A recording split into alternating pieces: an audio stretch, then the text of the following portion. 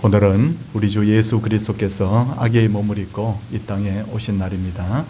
우리가 경건하게 그리고 또 하나님의 은혜를 구하면서 함께 예배하도록 하겠습니다. 오늘은 이제 다 같이 우리 묵상 기도함으로 예배를 하나님께 드리도록 하겠습니다.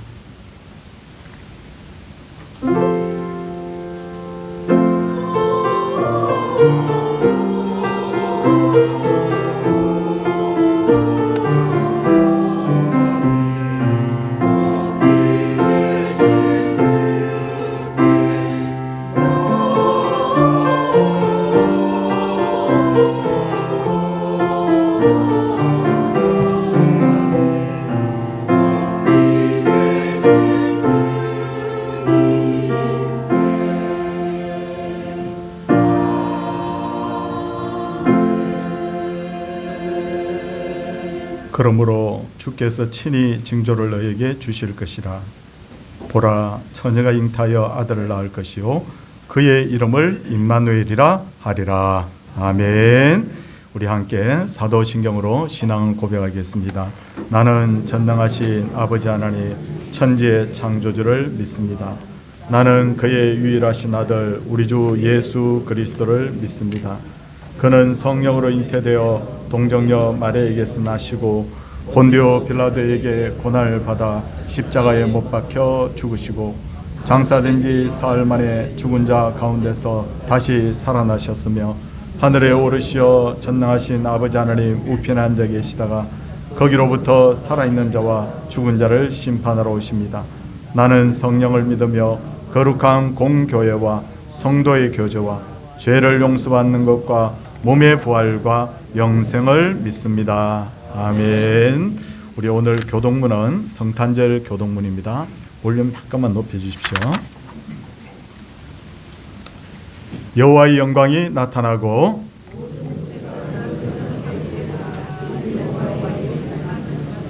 베들레헴 에베라다야 너는 유다 족속 중에 작을지라도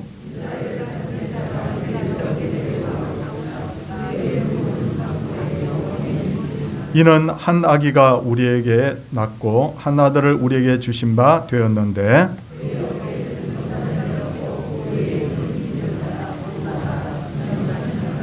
영존하시는 아버지라 평강의 왕이라 할 것임이라. 또 다윗의 왕자와 그의 나라에 군림하여 그 나라를 굳게 세우고 천사가 이르되 무서워하지 말라. 보라, 내가 온 백성에게 미칠 큰 기쁨의 좋은 소식을 너희에게 전하노라.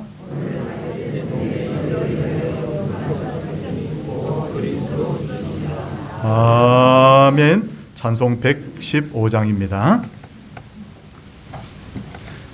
찬송 후에 최병준 장로님 기도 인도하시겠습니다.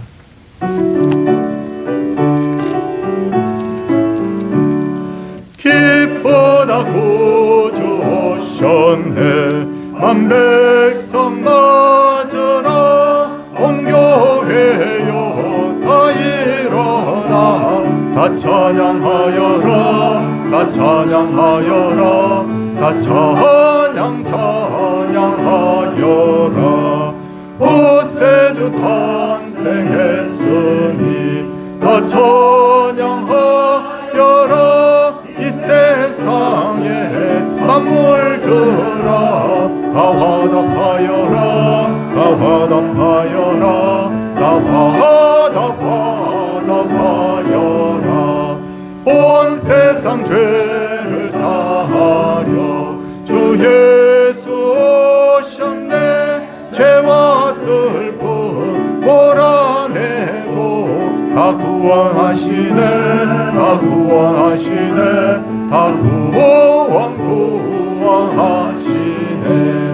은혜와 진리 되신 주 다 주가 하시니 만국 백성 구주 앞에 다 경배하여라. 다 경배하여라. 다 경배하여라.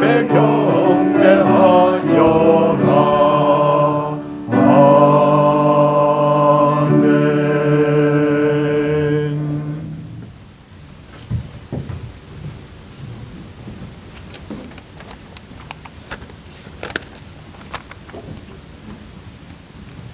우리의 생명이 되시며 빛이 되신 하나님 아버지, 온 인류를 위하여 이 땅에 아들을 보내신 하나님 아버지께 올해도 다시 한번 성탄절을 맞이하였습니다.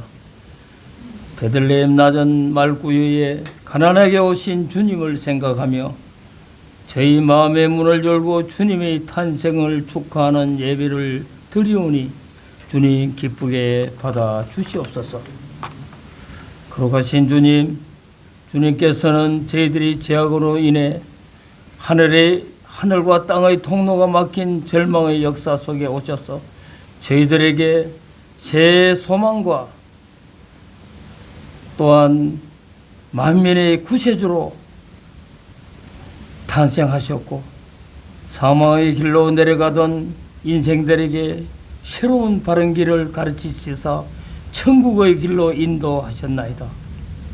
그러나 저희들은 아직도 죄악에서 헤매며 빛과 생명의 길로 가지 못하고 방황하고 있사오니 주여 이 시간 다시 한번 저희들에게 임하시어 주님을 삶의 가장 높고 귀한 자리에 모시고 살게 하여 주시옵소서.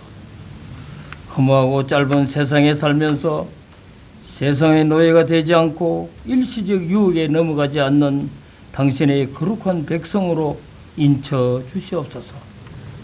전능하신 주님, 이 성탄의 기쁜 소식이 온 세상에 널리 퍼지게 하시고 암흑과 죄악에서 신음하고 있는 저 북한 형제들에게도 임하셔서 통일의 그날이 어서 속히 임하도록 역사하여 주시옵소서. 그리하여 온 나라와 백성이 한 마음으로 드리는 찬송과 감사가 온 세계에 퍼져나가게 도와주시옵소서. 저희들이 이 축하 예배가 황금과 유황과 몰약처럼 진실하고 값진 정성으로 하늘 보좌에 상달되게 하옵소서. 이 기쁜 성탄에 온 성도들의 머리와 가정에 놀라운 축복을 내려 주시옵소서. 오늘 성탄절을 위하여 애쓰고 헌신한 많은 손길들 위에 크신 축복을 내려 주시옵고 말씀을 전가하실 목사님께 은총을 내려 주시옵소서. 성가대의 찬양에도 크신 축복을 내려 주시옵소서. 이 예배에 참석한 성도들의 마음에 평화가 임하게 하여 주시옵소서. 이 모든 말씀 임마누엘 예수 그리스도의 이름으로 기도드리옵나이다. 아멘.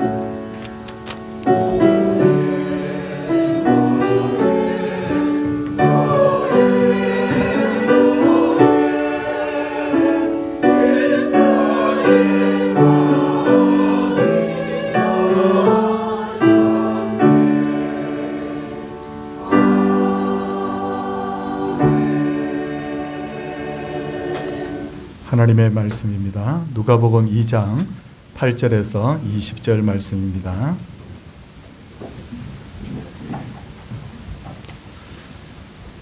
본문이 좀 긴데 제가 천천히 읽도록 하겠습니다.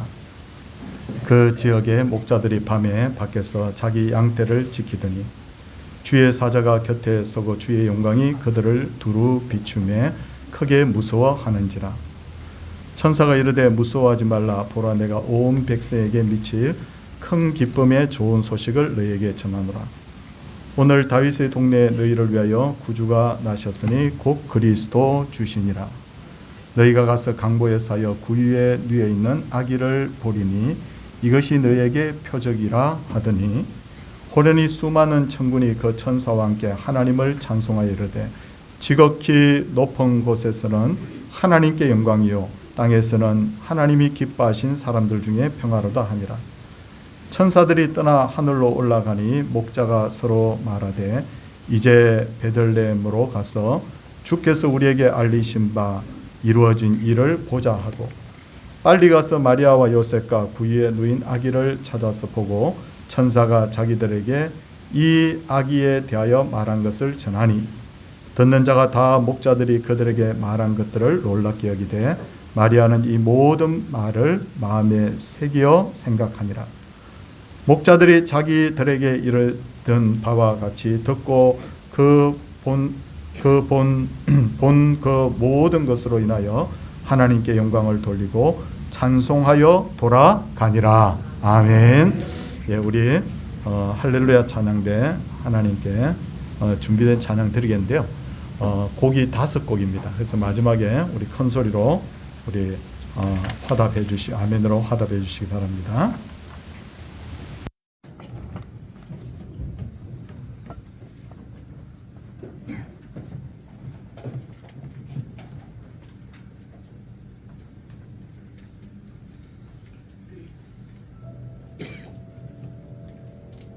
흑암에 행하던 백성이 큰 빛을 보고 사망의 그늘진 땅에 거주하던 자에게 빛이 비치도다.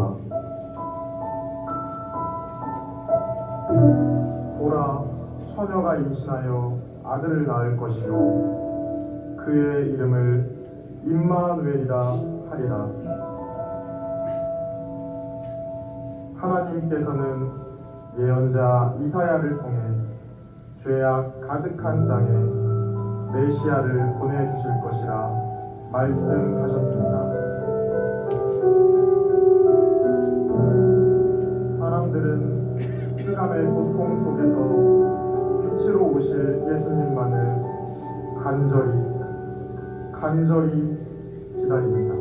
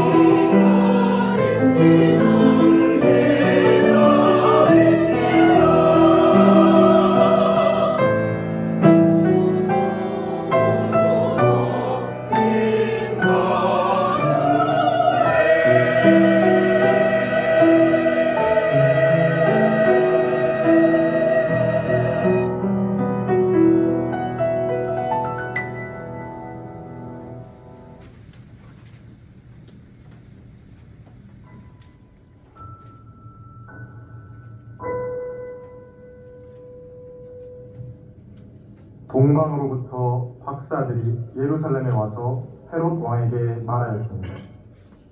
유대인의 왕으로 나시니까 어디에 계십니까? 우리가 그의 별을 보고 그에게 경배하러 왔습니다. 헤롯 왕은 이 말을 듣고 그들을 베들레헴으로 보내며 말하였습니다. 가서 그 아기를 찾아보고 나에게 알려주시오. 나도 가서 그에게 경배할 생각이오. 그들은 왕의 말을 듣고 떠났습니다. 그런데 동방에서 본 그 별이 그들 앞에 나타나서 그들을 인도했습니다. 그리고 아기가 있는 곳에 이르러서 그 위에 멈추었습니다. 동방 박사들은 그 별을 보고 크게 기뻐하였습니다.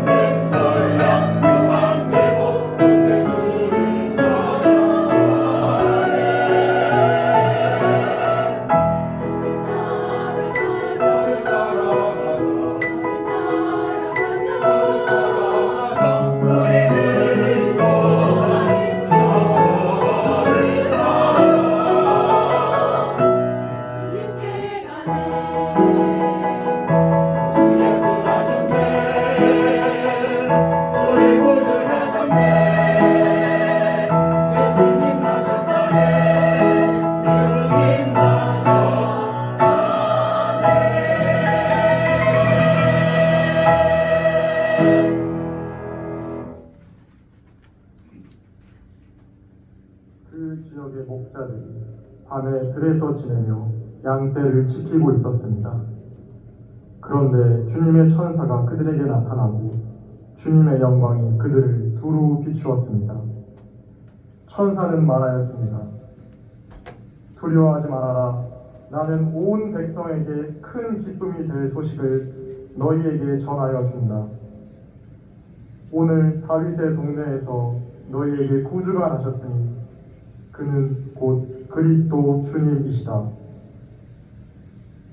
너희는 한 갓난아기가 포대기에 쌓여 구유에 미어 있는 것을 볼 터인데 이것이 너희에게 주는 표징이다.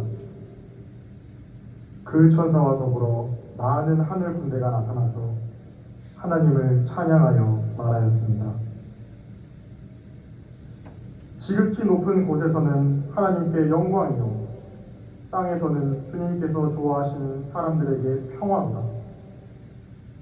목자들은 급히 달려가서 마리아와 요셉과 구유에 누워있는 아기를 찾아냈습니다.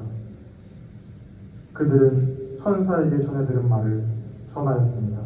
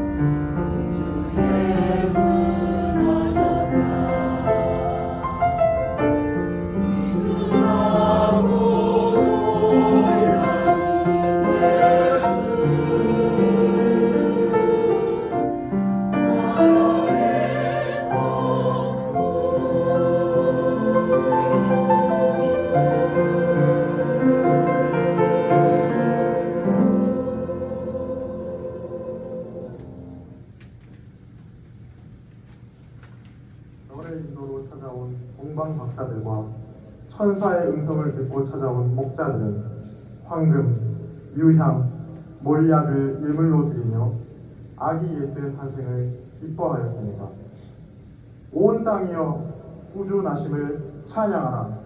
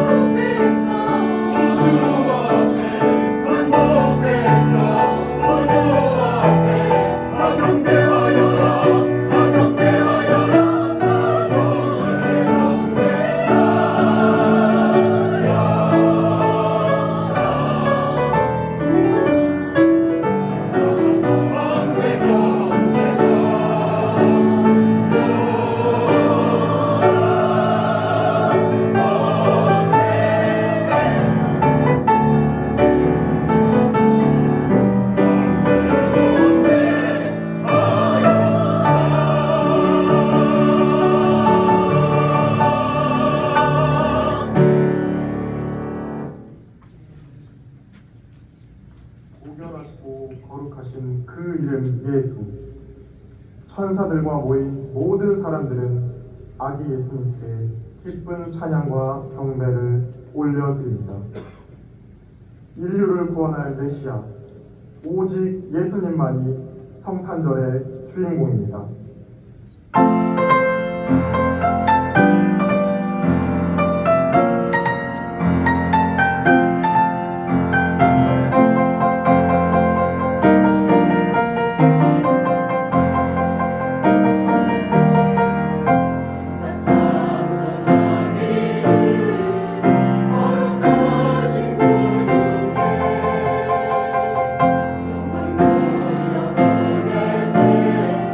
주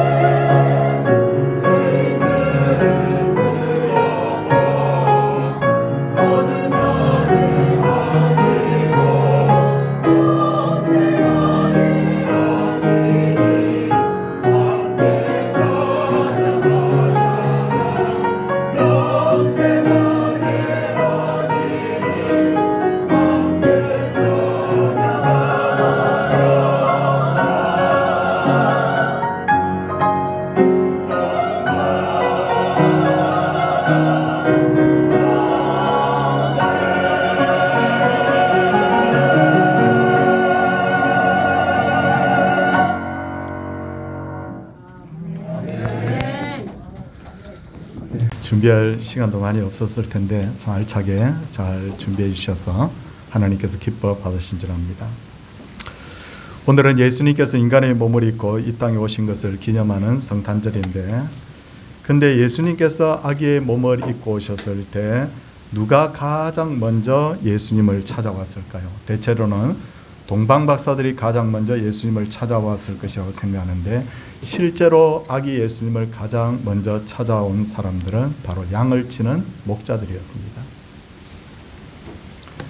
부연 설명을 드면 목자들이 아기 예수님을 찾아왔을 때, 아기 예수님은 갓 태어나서, 그게 한번 자막을 올려주시면요, 어디에 계셨느냐면 구유에 누워 있는 상태에서 아기 예수님을 찾아왔고요. 그 다음에 동방박사들이 아기 예수님을 찾아왔을 때는 그 다음을 보면요, 뭐라고 되어 있냐면 집에 들어가서 아기와 그의 어머니 마리아와 함께 있는 것을 보고 엎드려 아기께 경배하고 보배압을 열어 황금 유향 몰약을 예물로 드렸더라.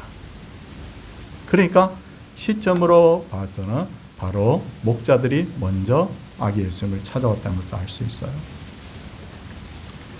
그리고 목자들이 아기 예수님을 찾아왔을 때는 아기라는 말이 헬라어로 브레포스라고 되어 있습니다. 이 브레포스라는 말은 뭐냐면 젖먹는 아기라는 뜻이거든요. 아주 금방 태어난 신생아를 말하는 단어인 반면에 동방박사들이 아기를 찾아왔을 때 단어는 파이디온이라고 되어 있어요. 이건 뭐냐면 그냥 어린 아기라는 뜻이에요. 어린 아기다. 그리고 동방박사들의 말을 듣고 아기 예수님을 죽이려고 했던 헤롯, 뭐라고 말합니까? 갓 태어난 아기들을 다 죽이라 그렇게 말하지 않고 2살 아래부터 그 아래로 다 죽이라고 했어요. 뭐냐면 헤롯이 이 사실을 동방박사들에게 전해 들었을 때는 이미 예수님이 태어난 지 좀 시간이 지난 후라는 것을 알 수가 있습니다. 그러므로 아기 예수님을 가장 먼저 태어났을 때 바로 온 사람들이 바로 목자들이 분명한데, 근데 유대인들의 관점에서 보면 목자들이 가장 먼저 예수님을 찾아왔다는 것은 결코 유쾌한 일은 아니었습니다. 왜냐하면 유대 사회에서는 목자들은 신분이 낮은 사람이었어요. 그리고 삶이 매우 지저분했습니다. 그들 중에는 도둑들이 많았고 불황자와 같이 사는 이들도 많았다고 합니다. 양들과 함께 들에서 있다 보니까 우리는 너무너무 목가적이라고 생각하는데 그게 아니고 더럽고 몸에는 악취가 났습니다. 왜냐하면 물이 너무너무 귀한 지역이기 때문에. 그래서 유대 사회에서는 목자들을 법정의 증인으로도 세우지 못하게 했어요. 왜? 저 사람들은 비도덕적인 사람이고 거짓말을 잘하는 사람이에요. 그럼에도 불구하고 하나님께서 목자들에게 예수님을 가장 먼저 뵐 수 있는 영광을 준 이유가 무엇일까요? 오늘 성경 본문 2장을 보면, 누가복음 2장을 보면 그 이유를 알 수가 있습니다. 먼저 예수님을 찾은 목자들은 믿음이 있는 사람들이었어요. 뭐가 있다고요? 믿음이 있다는 거예요. 오늘 본문을 보면 예수님께서 탄생하시던 밤에 그 지역의 목자들은 밤에 밖에서 자기 양떼를 지키고 있었지 않습니까? 그때 천사가 나타나서 이렇게 말합니다. 무서워하지 말라. 보라, 내가 온 백성에게 미칠 큰 기쁨의 좋은 소식을 너희에게 전하노라. 오늘 다윗의 동네에 너희를 위하여 구주가 나셨으니 곧 그리스도 주시니라. 너희가 가서 강보에 사여 구유에 누워 있는 아기를 보리니 이것이 너희에게 표적이니라 라고 그렇게 말하는 것이었어요. 여러분, 거기서 말하는 그리스도라는 말은 히브리어로는 바로 메시아라고 제가 설명을 드렸습니다. 그런데 천사들로부터 이 말을 들은 목자들이 어떻게 합니까? 그 다음 자막을 보면 이렇게 되어 있습니다. 뭐라고 되어 있느냐면 이제 베들레헴으로 가서 주께서 우리에게 알리신 바 이루어진 일을 보자. 여러분, 여기서 보면 이제라는 말이 헬라어로 대라고 합니다. 이건 뭘 의미하느냐면 강한 의지를 나타내는 거예요. 반드시 그래 하자는 거예요. 이들은 하나같이 조금 더 주저하지 않고 아기 예수님을 찾으러 가자고 지금 결의를 하고 있는 겁니다. 거기다가 목자들은 여러분 뭐라고 말합니까? 자, 이제부터 이루어질 일을 보자 그렇게 말하지 않고 뭐라고요? 이루어진 일을 보자 라고 그렇게 합니다. 이 말은 무슨 말이냐면 천사들의 그 말을 조금도 의심을 하지 않았다는 거예요. 목자들은 정말 순수한 어린아이와 같은 때묻지 않은 믿음을 가진 자들이었어. 예수님은 이렇게 말씀하시죠. 그러므로 내가 너희에게 말하노니 무엇이든지 기도하고 구하는 것은 받은 줄로 믿으라. 그러면 너희에게 그대로 되리라. 근데 우리 중에 많은 이들은 이렇게 합니다. 기도를 해놓고도 정말 이 일이 이루어질까? 주님이 분명히 이루어진다고 하셨으면 이루어진 줄 알아야 되는데 이루어질까? 적시 기도가 응답되지 않으면 기도가 이루어지지 않는 것 아닐까? 왜 이런 현상이 일어납니까? 그것은 우리의 믿음이 바람에 밀려 요동하는 바다 물결 같다는 거예요. 그에 반해서 목자들의 믿음은요, 하나님이 그렇게 말씀하셨으면 이루어진 거야. 그러니 우리는 천사들의 말하는 것처럼 우리 이제 가서 우리를 아기 예수님을 뵙자 그렇게 말할 수 있을 거예요.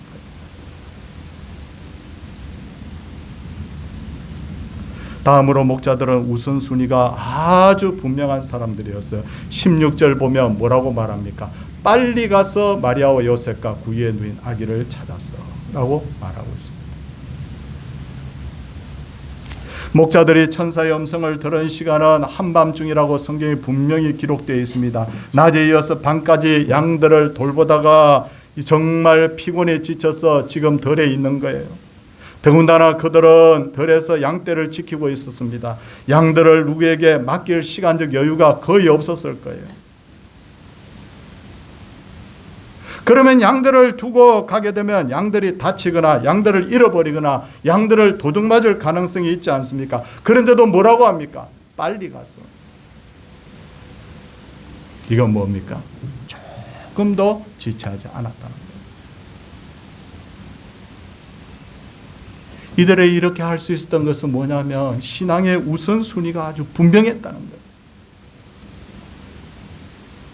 설사 양들이 다친다고 하더라도 양들을 잃어버리는 일이 있다 하더라도 아기 예수님을 만나는 것이 더 중요해요.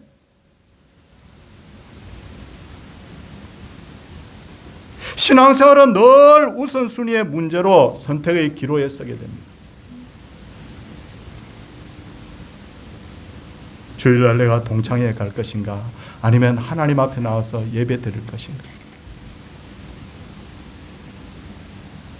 하나님께서 우리에게 소득을 주시면 하나님께 먼저 드릴 예물을 구별할 것인가 아니면 내가 사고 싶은 것을 먼저 살 것인가.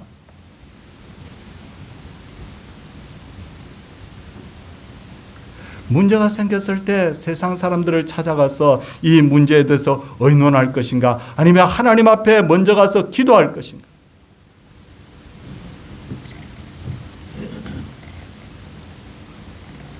아무리 우리가 신앙이 좋다고 떠들어도 선택의 순간에 하나님을 가장 먼저 우선순위에 두지 않는다고 하면 그 사람의 신앙은 절대로 여러분 좋은 신앙이라고 할 수가 없어요.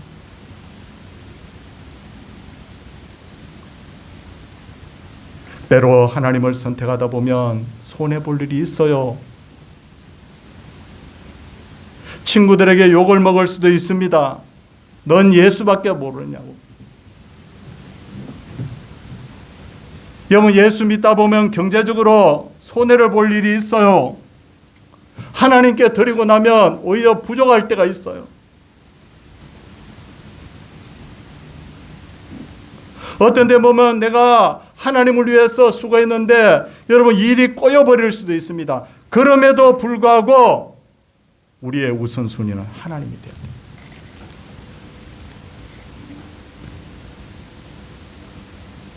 옛날에 다니엘이라는 사람이 있었습니다. 그는 유대인이면서도 메대 나라에서 아주 높은 관직에 올라 있었어요.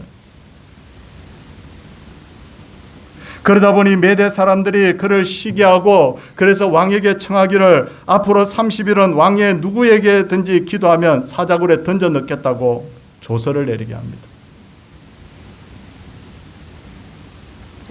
그러자 다니엘이 어떻게 했을까요?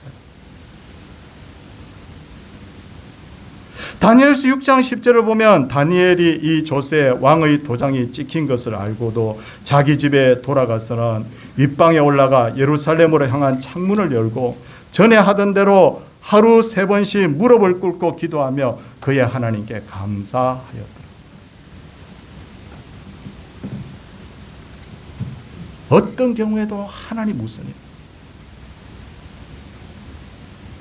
죽을 수도 있는데도 불구하고 난 하나님을 위해서 죽겠다는 거예요.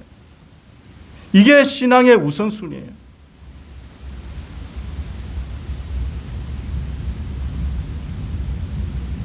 성경을 보면 하나님 위해서 헌신을 했지만 반드시 하나님께서 구해주지 않는 경우도 있었어요.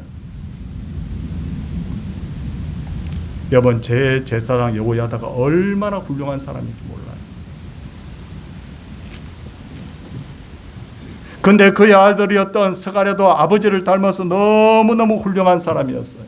그가 요아스가 어렸을 때는 하나님을 경외하다가 대제사장 여호야다가 죽고 나서 하나님을 떠나서 제 마음대로 사는 것을 볼 때 그 아들이 왕을 찾아와서 경고하지 않습니까?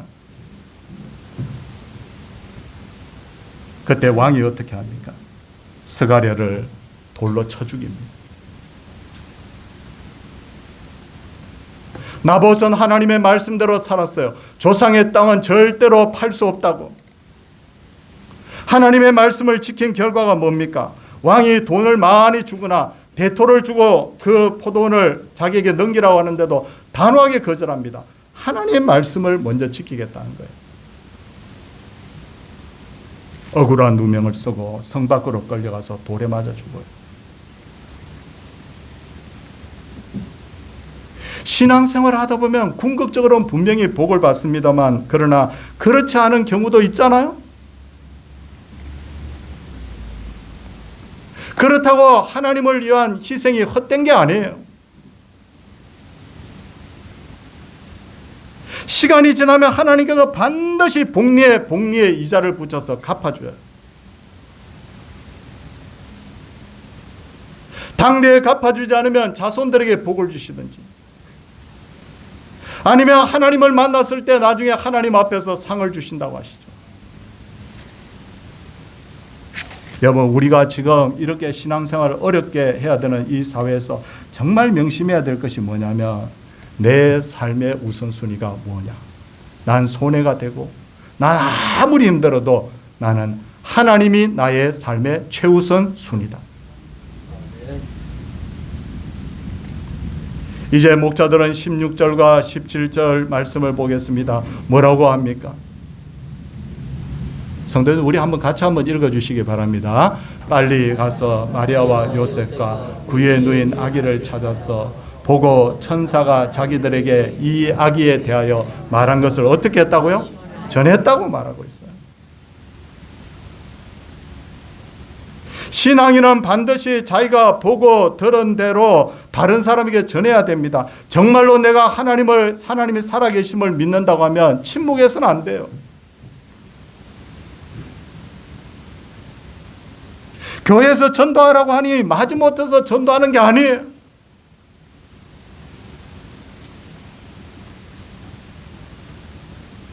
요즘 서울역이나 혹은 큰 거리에 가면 구세군들이 자선담배를 걸어놓고 이렇게 이웃을 돕자고 하는 것 보죠.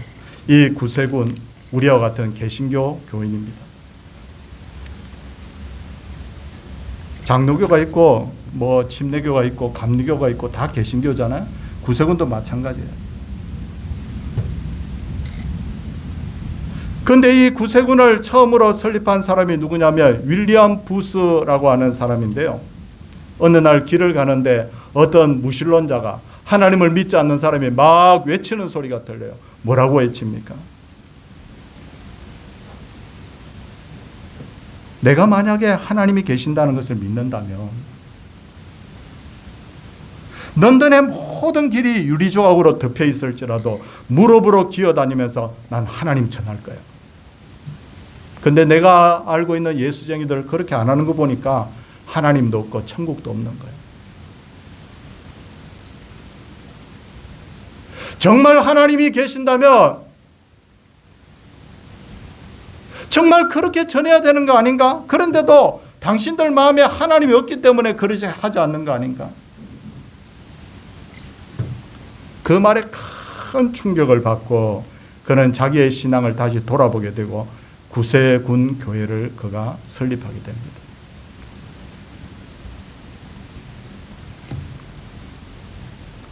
왜 부모님들이 자녀들에게 신앙생활은 반드시 해야 된다고 강조할까요? 하나님이 계신다는 것이 분명하니까. 다른 것은 다 양보해도 신앙만큼은 양보할 수 없는 이유가 뭡니까? 신앙의 가치를 알기 때문에 그런 거예요.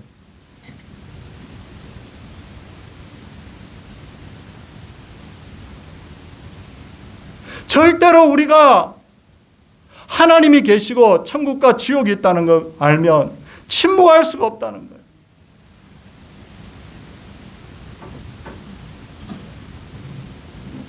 아기 예수님이 정말 하나님의 아들이시고 이 땅에 오신 메시아이기 때문에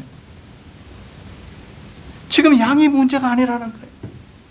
내가 지금 피곤하고 안 피곤하고가 문제가 아니라는 거예요. 빨리 가자. 전하자.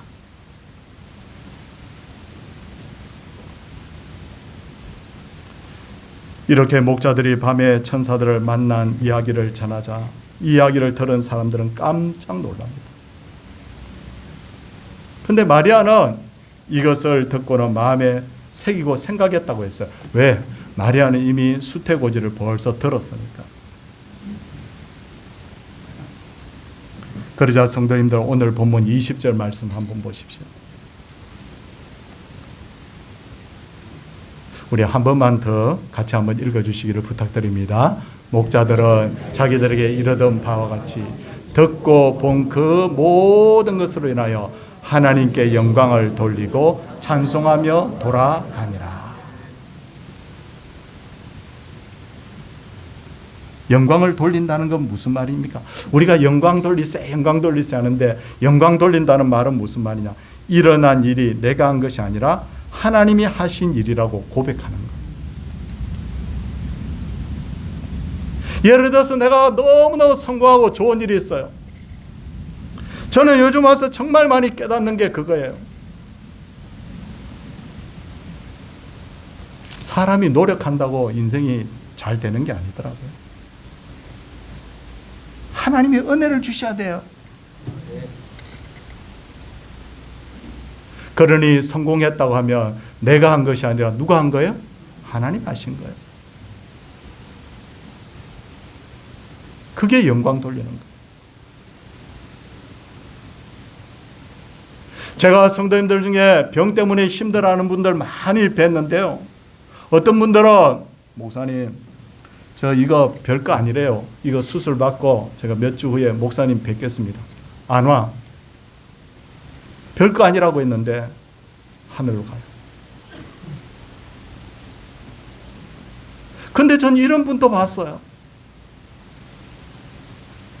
오늘 밤을 넘기지 못한다고 저보고 와서 급하게 와서 기도해달라고 해서 뛰어가서 기도했는데요. 몇 주 지나고 나서 그분이 멀쩡하게 걸어다녀요. 몰라요, 인생은. 여기 오늘 우리 청년들도 저 뒤에 많이 앉아 있는데 청년들 열심히 공부한다고 결과가 반드시 좋던가요? 내가 열심히 노력한다고 해서 반드시 좋은 직장에 들어가던가요? 아니에요.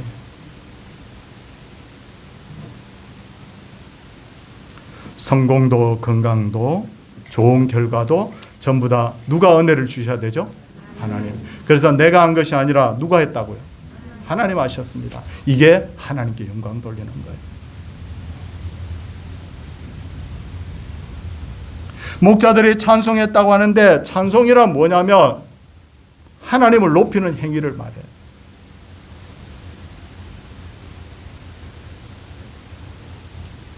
근데 신기한 것은 믿음이 별로 없을 때는 잘 되면 전부 다 자기 탓이, 못 되면 전부 다 하나님 탓이.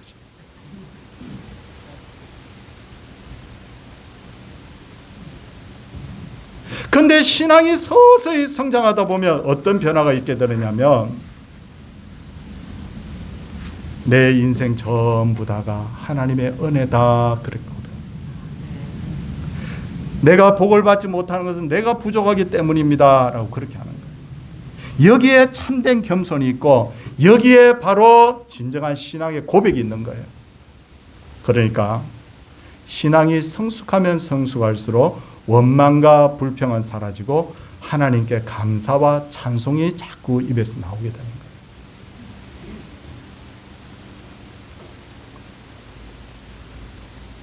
목자들은 처음부터 하나님께 영광 돌리고 찬송한 것으로 봐서 그들이 매우 신앙이 성숙한 사람이었다는 걸 알겠죠? 그렇습니다. 그래서 하나님께서 그들을 가셨던 거예요. 사랑하는 성도님들, 오늘 저는 여러분들에게 왜 하나님께서 이 목자들에게 예수님을 가장 먼저 뵐 수 있었을까에 대해서 몇 가지 말씀을 드렸죠. 정리하자면 처음에 말씀드린 게 뭐냐면 그들은 믿음의 사람들이었다. 아멘. 그들의 삶의 우선순위는 양이 아니고 그들의 우선순위는 하나님이었다. 그들은 그 기쁜 소식을 맞으면서 자기들 속에 그 기쁨을만 가지고 있었던 것이 아니라 빨리 가서 전했다. 사랑하는 성도님들, 지금부터 2000년 전 하나님의 아들이신 예수님이 인간의 몸을 입고 이 땅에 오셨습니다. 아멘. 예수님께서 오신 것은 권력자나 부자나 명예를 가진 자들을 위해서 오신 것이 아니라 우리 같은 낮고 천한 자들이, 우리 같은 죄인을 위해서 이 땅에 오셨어요.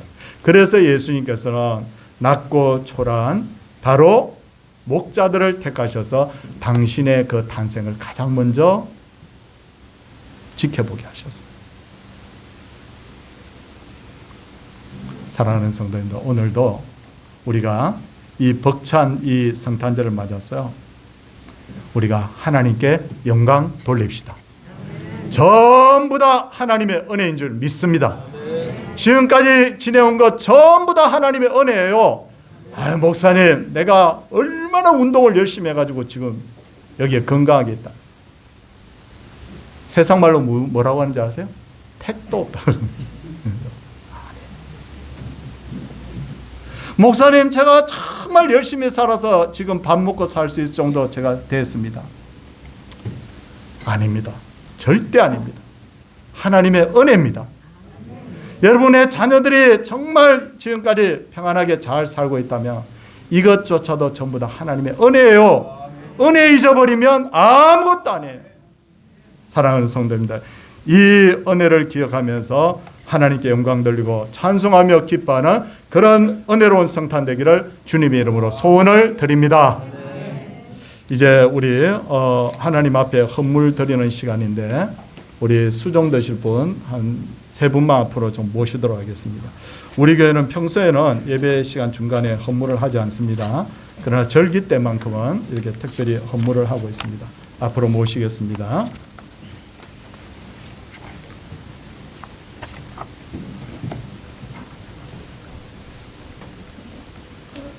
제가 한번 기도하도록 하겠습니다. 하나님 아버지, 감사합니다. 주의 은혜로 말미암아 우리가 오늘을 맞게 되었습니다. 지금까지 지내온 것 주의 크신 은혜라. 성탄의 기쁨을 함께 나누며 하나님 앞에 영광 돌리며 하나님의 은혜를 찬송합니다. 사랑의 주님, 그리고 내 마음을 드립니다. 주여 받아 주시옵소서. 예수님 이름으로 기도드리옵나이다. 아멘. 찬송 122장 함께 찬송하면서 준비한 대로 예물을 하나님께 드리도록 하겠습니다.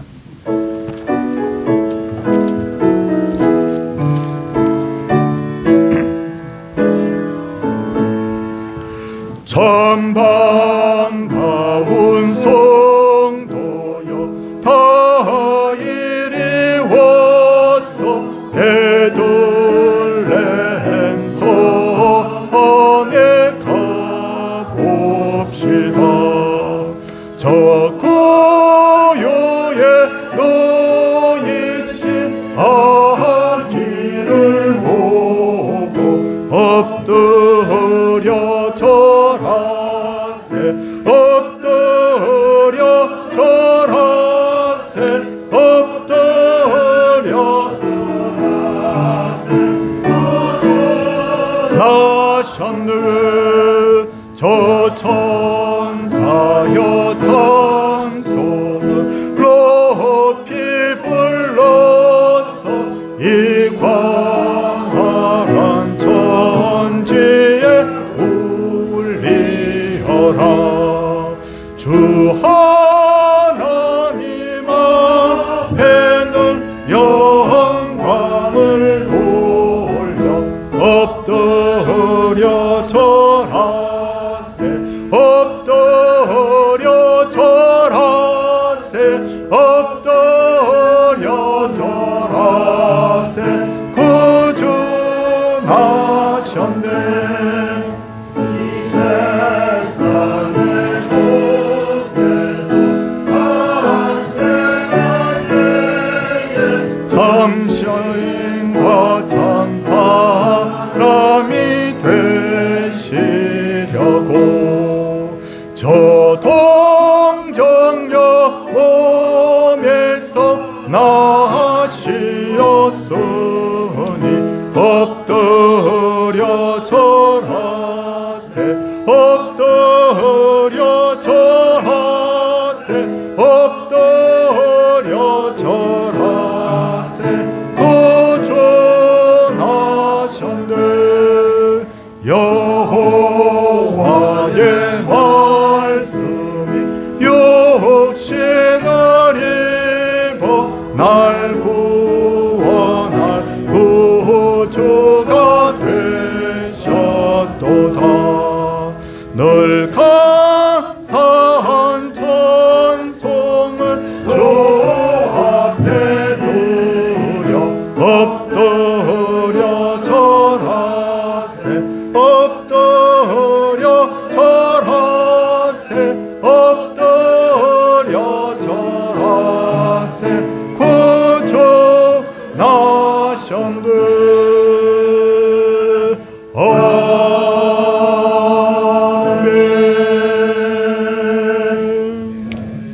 기도하겠습니다. 하나님, 지금까지 지내온 것 전부 다 주의 크신 은혜인 줄 압니다. 근데 오늘 말씀을 전하고 말씀을 들으면서 보니 우리가 정말 어떤 믿음의 사람이었는지, 정말 우리의 삶의 최우선 순위가 하나님이었는지, 나는 주님을 믿노라 하면서도 가족과 이웃에게 어떻게 내가 복음의 사람으로 다가갔는지, 우리 자신을 잘 돌아보면서 다시 한번 우리가 신앙의 사람으로 뜨거워지게 하여 주시옵소서. 주 예수께서 분명히 이 땅에 우리의 죄와 우리의 허물을 위하여서 사망 권세를 깨뜨리기 위해서 이 땅에 오셨다는 것을 우리가 알기에, 하나님, 우리가 이 짧은 인생을 살면서 반드시 주님 손 붙들게 하여 주시옵시고, 정말 주의 은혜로 우리가 앞으로도 살아갈 수 있도록 하나님이여 도와 주시옵소서. 믿음이 불이듯 일어나게 하여 주시옵소서. 우리가 하나님 최우선 순으로 살아가게 하여 주시옵소서.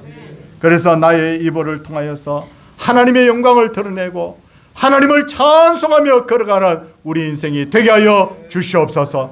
아무리 젊고 건강하고 능력이 있어도 하나님 없으면 아무것도 아니고, 아무리 내가 세상에서 보잘것없어 보여도 하나님이 계시면 나는 모든 것을 가진 자인 줄 믿습니다. 이 신앙의 원리를 잘 터득해서 오늘도 주님의 탄생과 함께 하나님 앞에 영광 돌리는 귀한 성도들 되게 하여 주시옵소서.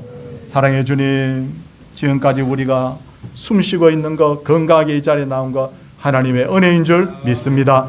가정을 이루고 자녀들을 양육해 된 것 하나님의 은혜인 줄 믿습니다. 생활에 하나님 큰 어려움 없이 살아온 것 하나님의 은혜인 줄 믿습니다. 이 모든 것 하나님께 영광 올려드리오니 하나님이여 받아 주시옵소서. 그리고 사랑하는 우리 귀한 성도님들이 하나님 앞에 귀한 헌물들 드렸습니다. 하나님 앞에 감사의 예물 드리는 것 주님 흠양하여 주시옵시고, 우리 사랑하는 모든 성도님들이 마음과 함께 드린 헌물 하나님께서 흠양하시고 복으로 채워 주시옵소서. 우리 성도님들 중에 몸이 아픈 분들이 있습니다. 너무 안타깝습니다. 주여, 이 시간에도 아버지 하나님의 의사가 손댈 수 없는 병이라더라도 하나님이여 고쳐 주시옵소서. 기적이 일어나게 하여 주시옵소서. 회복되게 하여 주시옵소서. 그래서 주님 강건하게 되는 놀라운 역사가 있게 하여 주시옵소서. 풀리지 않는 인생의 문제도 하나님의 손에 있는 줄 믿사오니 주여, 기도 중에 회복되게 하여 주시옵소서. 응답되게 하여 주시옵소서. 아버지 하나님이여, 방황하는 신앙인들이 주의 품에 돌아오게 하여 주시옵시고, 아버지 하나님 염려가 오히려 하나님 앞에 복으로 변화되는 놀라운 역사가 있게 하여 주시옵소서. 그래서 우리 서울동산교회가 남은 2025년도 그리고 이어지는 2026년도에도 계속해서 복을 누리며 계속해서 평강 가운데 부흥케 되는 놀라운 역사가 있게 하여 주시옵소서. 아버지 하나님, 수고한 분들이 많이 계십니다. 주일학교 교사로, 찬양대원으로, 또 아버지 하나님이 안내하는 일로 주방에서 수고하며 온갖 부서들을 맡아서 아버지 하나님 시간을 드리고 수고한 분들이 있습니다. 하나님께서 모든 분들의 수고를 기억하여 주시옵시고, 아버지 하나님, 내가 다른 것이 여의치 않았어 예배라도 열심히 참여한 분도 있을 줄 아는데 그것조차도 하나님의 은혜인 줄 믿습니다. 받아 주시옵시고, 우리 교회가 칭찬하고 격려하고 감사하는 그런 교회가 되게 하여 주시옵소서. 감사를 드리옵고 예수님 이름으로 기도드리옵나이다. 아멘. 축도하겠습니다. 주 예수 그리스도의 은혜와 하나님의 크신 사랑과 성령님의 감화 교통하심의 역사가 하나님의 백성들 위에 이제로부터 영원토록 함께 있을지어다. 아멘.